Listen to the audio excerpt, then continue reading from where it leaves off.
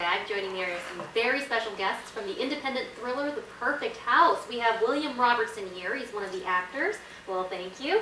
And we have Randy Kent. He's one of the co-directors and one of the producers. And then Chris, is it Hulbert? Yes. Chris Hulbert, he's also a co-director. He wrote the screenplay and also one of the producers. So thanks, guys, for joining us. Thanks for having us. Thank you.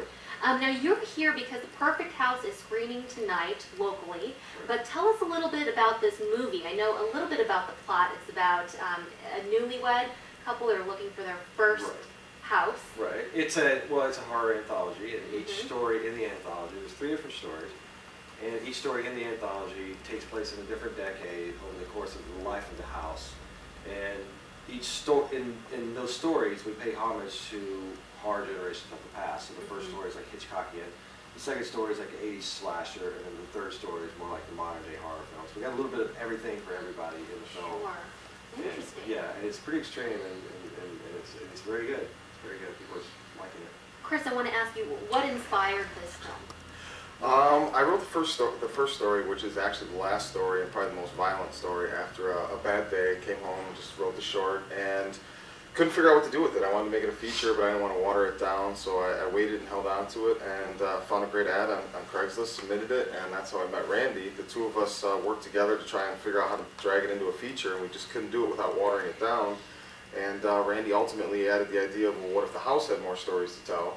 So we kind of ran with that idea, and then the next one I wrote was the first story, which is the Hitchcock story, the black and white one. And it took us a while, and we finally ultimately landed on the third and final story, which is the middle story, and that one was kind of modeled after what I would do if I snapped and became a serial killer. So that's how we ended up with the 3 stories. If you were to compare it to horror movies that we're familiar with, what would it be? Wow.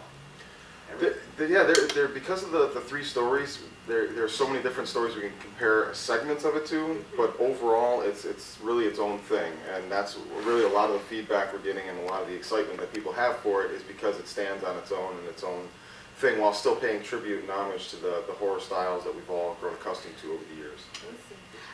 Will, I wanted to ask you, you're back, you're from Wellsboro, and you're back in your hometown. How does it feel?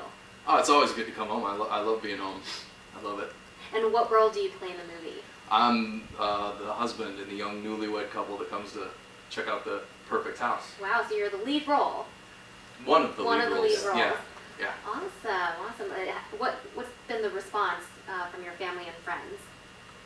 They're all excited for me. Hopefully they're all going to be at the Heights Theater tonight. We've got all his family and friends passing out flyers all over town. We're going to put out that information too. It's going to show at the Heights Theater tonight at 7 p.m.